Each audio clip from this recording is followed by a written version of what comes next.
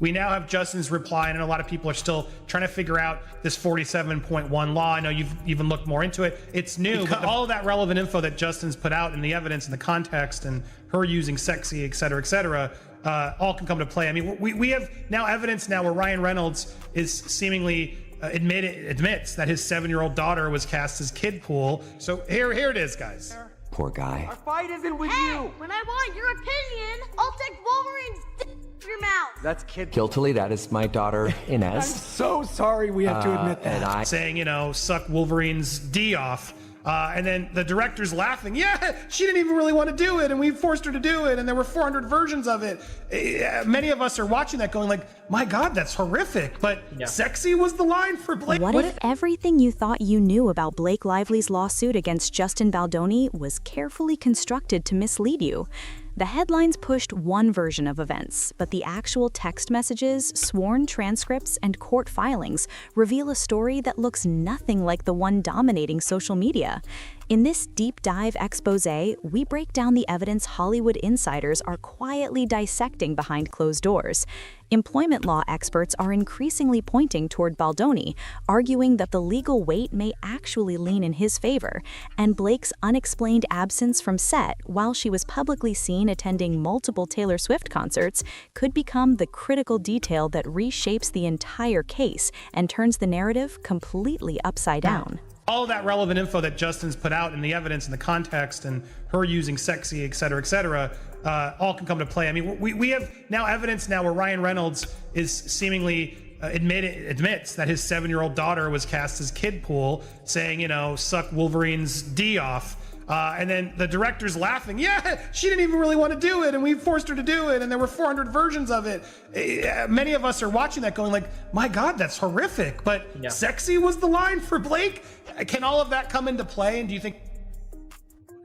I don't think it'll come into play at trial. I think there's not enough of a connection between what Blake and Baldoni and Blake were doing.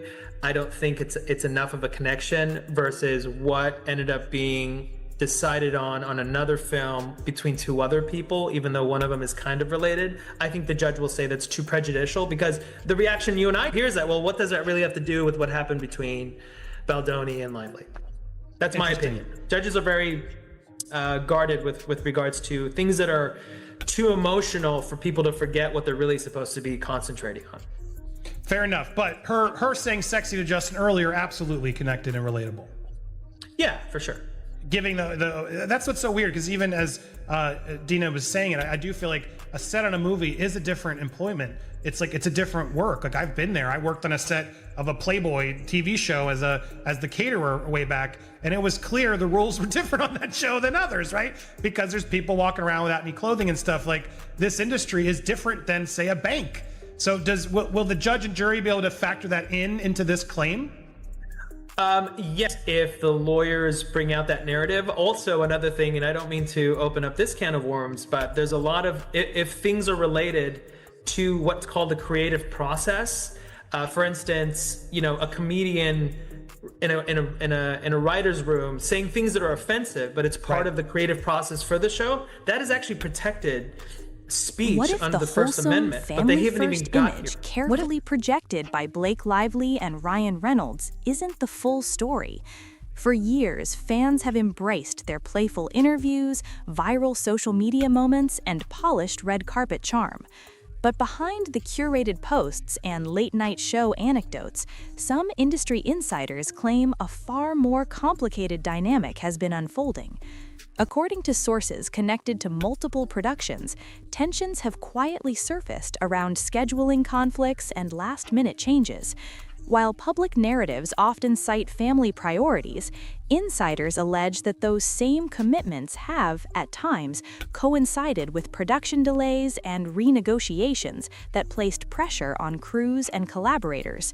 In Hollywood, where timing equals money, even small disruptions can ripple outward in expensive ways. One insider described it this way: when high-profile talent invokes family obligations, it can shift the entire tone of a conversation. Any resistance risks appearing insensitive. In fast-moving productions, that kind of leverage can be powerful. Whether intentional or circumstantial, the impact on crew members, many of whom rely on steady schedules and hourly wages, can be significant. Reports tied to the Las Vegas filming period of It Ends With Us added fuel to the speculation. Allegations surfaced about schedule adjustments connected to family-related concerns, while public appearances elsewhere raised eyebrows among online observers. It's important to note that public sightings don't necessarily reflect the full timeline of professional commitments, but the optics alone were enough to spark debate. Industry veterans point out that A-list stars often have access to extensive support systems, from childcare to private scheduling flexibility. That reality has led some critics to question why abrupt production changes occur at all. Others counter that balancing family life and demanding film schedules is inherently complex, regardless of resources. Text exchanges and production chatter circulating online have only intensified scrutiny, though interpretations vary widely. Supporters argue that prioritizing children should never be criticized. Skeptics suggest that in high-stakes projects, consistency and transparency matter just as much as personal commitments. At the center of it all is perception. In an industry driven by image, branding, and public trust, even the suggestion of behind-the-scenes friction can reshape reputations. Whether these allegations reflect strategic maneuvering or simply the messy realities of juggling stardom and parenthood remains an open question. What's clear is this: in Hollywood, narratives are rarely as simple as they seem. These full revelations that sort of confirm his hatred of baseball and everything else. This is the true shocker right here. So here it is, guys. Poor guy. Our fight isn't with you. When I want your opinion, I'll take Wolverine's dick out of your mouth. That's kid. Guiltily, that is my daughter, I'm Inez. so sorry we have to admit that. And You didn't have to admit it. You didn't have to admit it, for one. You could have just kept that a secret, which I probably would have done, and let that come out if the kid wants to admit it later, right? Like, for one, you didn't have to admit it, but he gleefully is about to admit it, and it's worse. I am father of the year over here for allowing her to say such language, which, to her credit, she really didn't want to say, and then came back later and said, I want to say it now, when I started looking at other people to play. Yeah, but right. Some other kid's gonna take your part, Inez. You sure you don't want to do Daddy's disgusting line? To our discredit, we made Nezzy do, I'm not shitting you, 70 to 500 versions of that line. Yeah, I'm gonna pay for that later. Blake Lively there as Lady. Yes, you are. Dude, but Justin Baldoni's the problem. But a well-connected source close to Taylor tells TMZ, Taylor came to Blake's apartment at the time Blake told her to, not knowing anyone else would be there. In other words, Taylor had no idea there'd be a meeting going on. And I wonder if Taylor knows all this editing nonsense of Blake refusing to let Justin make his movie and I'm not gonna give you Taylor's song. I'm not gonna give you Taylor's song. You mean girl bully. If this is real, Blake Lively, you deserve all of this. This is a reckoning she needs to hear. This isn't bullying. This isn't harassment. This is accountability, girl. Allegations surrounding Blake Lively's reported absences during the production of It Ends With Us have sparked intense online debate, particularly claims that some of those missed filming days overlapped with public appearances at Taylor Swift's Eras Tour. According to commentary circulating from independent sources, questions have been raised about whether illness-related callouts aligned with concert sightings in Las Vegas. Photos and fan posts did confirm that Lively attended multiple Eras Tour shows during the broader production window. What remains disputed, however, is the exact timing in relation to specific filming days and whether those appearances directly conflicted with contractual obligations. Public images don't automatically reflect production call sheets, private scheduling changes, or approved time off, but the optics alone were enough to fuel speculation. For those outside the entertainment industry, it's important to understand the stakes of a lead actor's absence. Large productions involve hundreds of crew members, camera operators, lighting teams, makeup artists, set designers, drivers, and support staff. When schedules shift unexpectedly, the financial ripple can be significant. Equipment rentals, location permits, and union labor costs continue regardless of last-minute changes. Even a single postponed day can cost thousands, sometimes more. Critics argue that when high-profile talent has access to extensive resources, from private travel to professional childcare, sudden disruptions invite scrutiny. Supporters counter that balancing family, health, and demanding production schedules is complex, and that public sightings don't necessarily tell the whole story. Without verified production records, much of the online narrative remains interpretive rather than conclusive. The childcare discussion has also drawn attention. Some insiders suggest that family logistics were cited as contributing factors to schedule adjustments.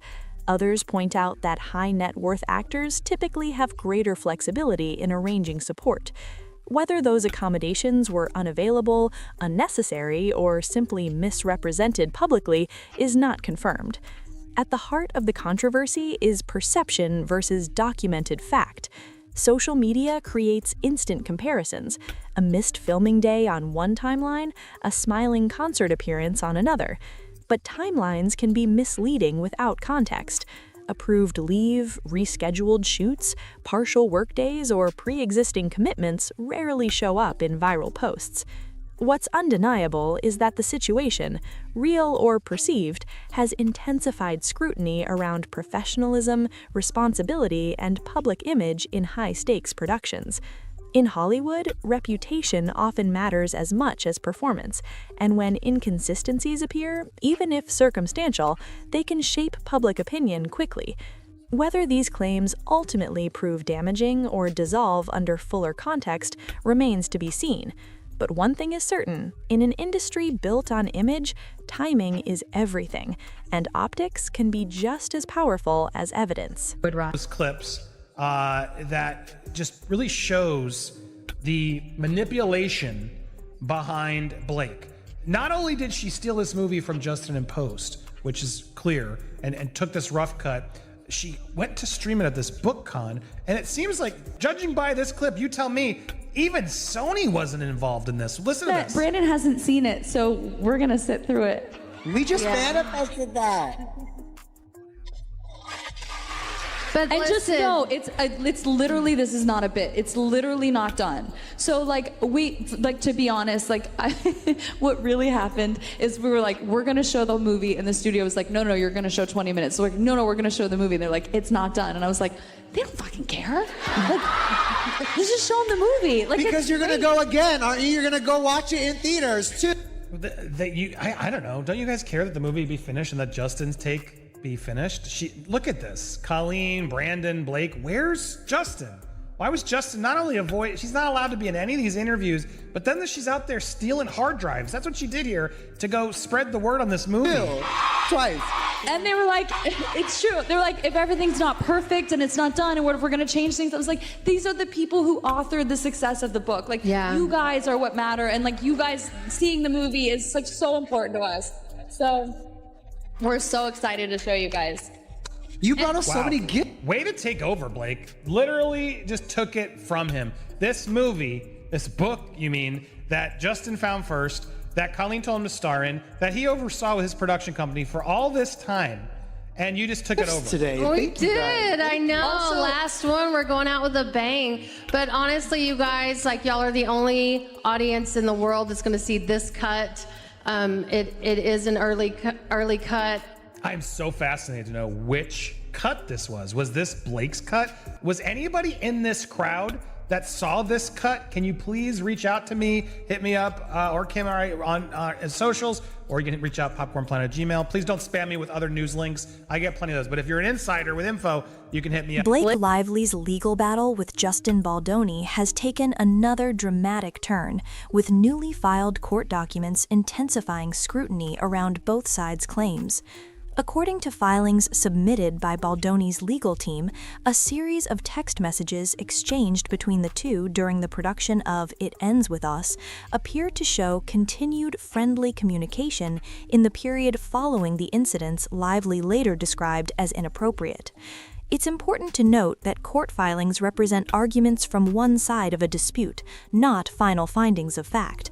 However, Baldoni's attorneys argue that the tone and timing of the messages raise questions about consistency in the broader narrative. Legal analysts observing the case say that contemporaneous communications, meaning texts or emails sent in real time, often become pivotal in workplace-related litigation because they help establish context, tone, and intent. Employment attorney Ron Zambrano, who has commented publicly on high-profile workplace cases, noted that post-incident communications can significantly influence how courts evaluate credibility. That said, experts also caution that friendly or neutral messages after an alleged incident do not automatically invalidate harassment claims. In many workplace disputes, communication continues for professional reasons, and tone alone is rarely dispositive without broader context. One of the more technical elements of Baldoni's defense reportedly involves California Civil Code Section 47.1, a statute addressing protections related to certain communications and defamation claims. Legal observers explain that such provisions are often invoked in disputes where allegations and reputational harm intersect. However, whether that statute ultimately applies depends on how the court interprets evidence, intent, and procedural posture, questions that are far from resolved.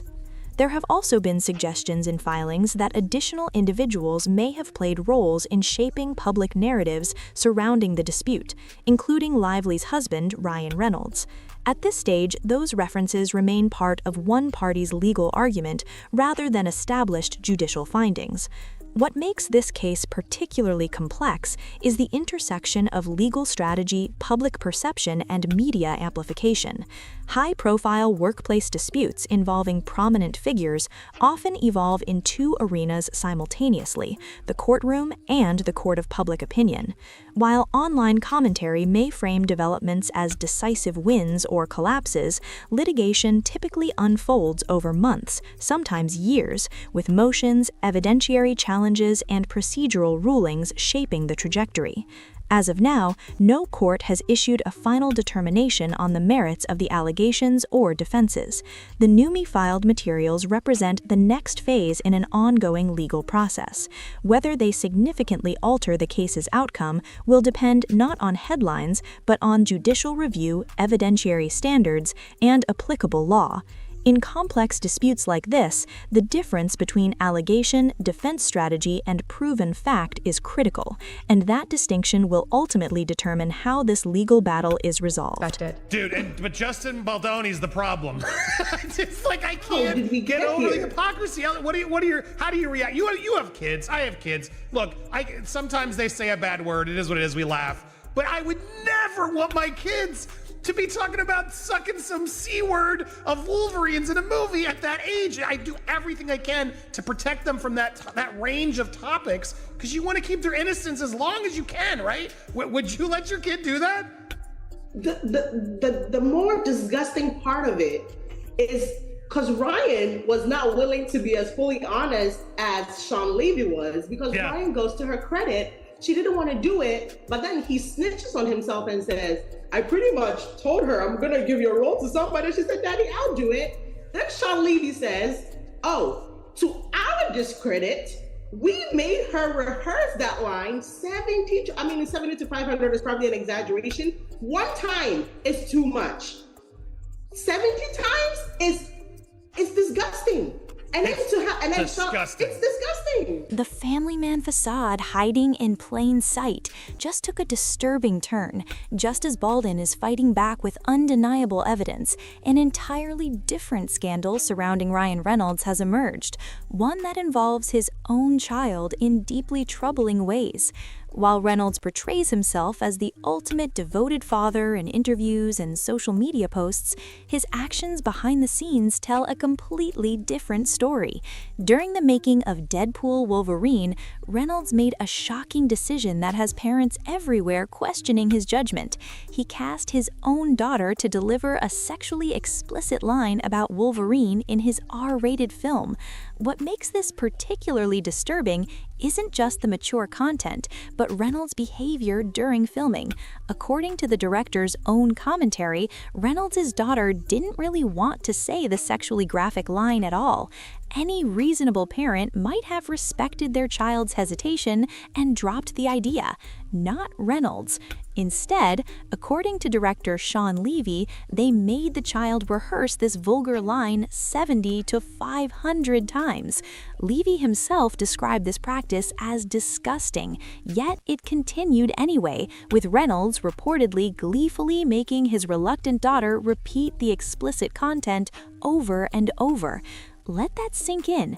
The same man who cultivates an image as Hollywood's most dedicated family man forced his own child to repeatedly practice saying something sexually inappropriate until they got the take they wanted for an R-rated film.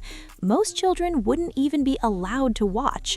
This incident has sparked outrage among child advocates and parents alike, who question what kind of father would put his entertainment career ahead of his child's comfort.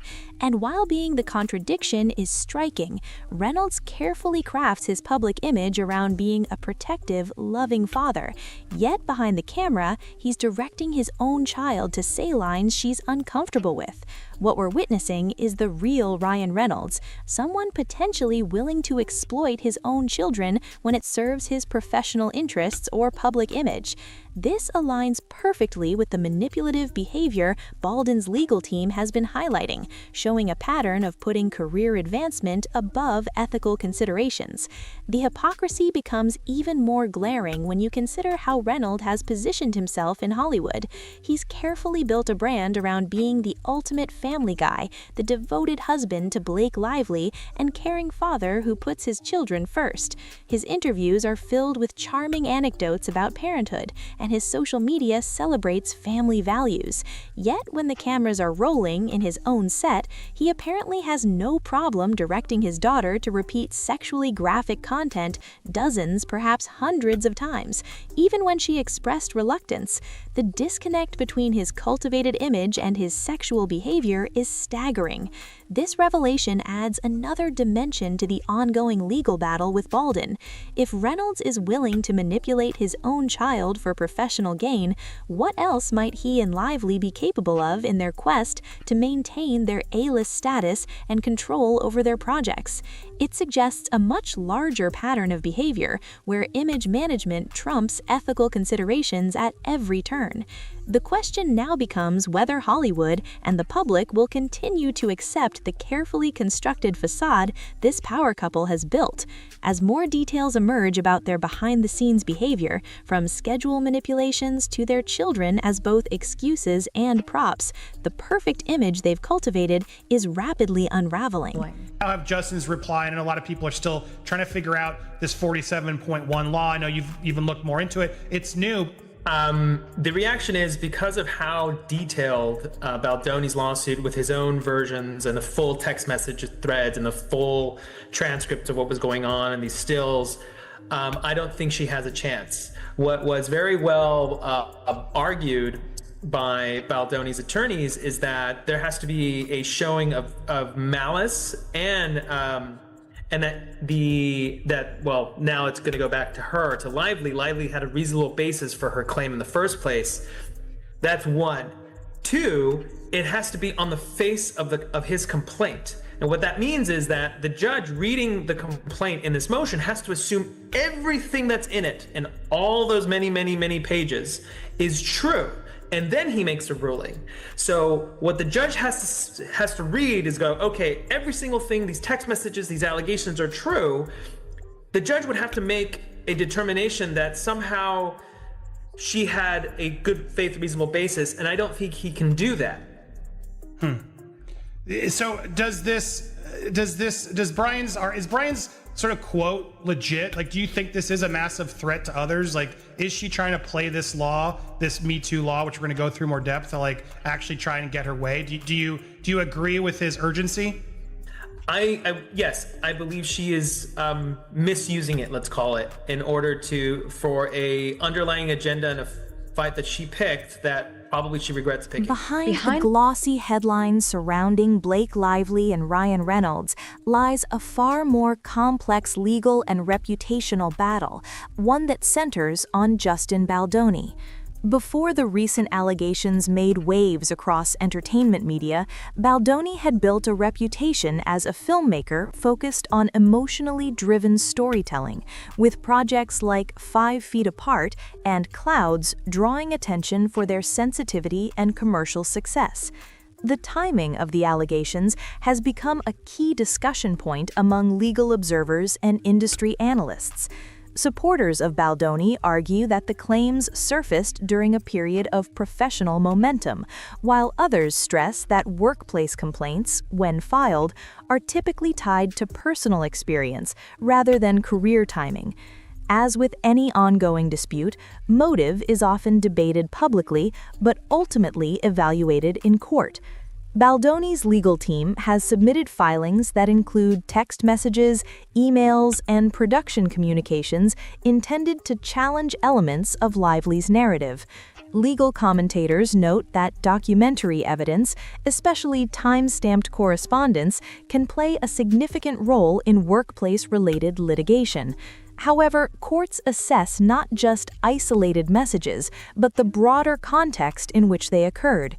Attorney Ron Zambrano and other employment law experts observing the case have pointed out that high-profile disputes frequently evolve into multi-layered battles involving defamation claims, contractual disputes, and reputational harm.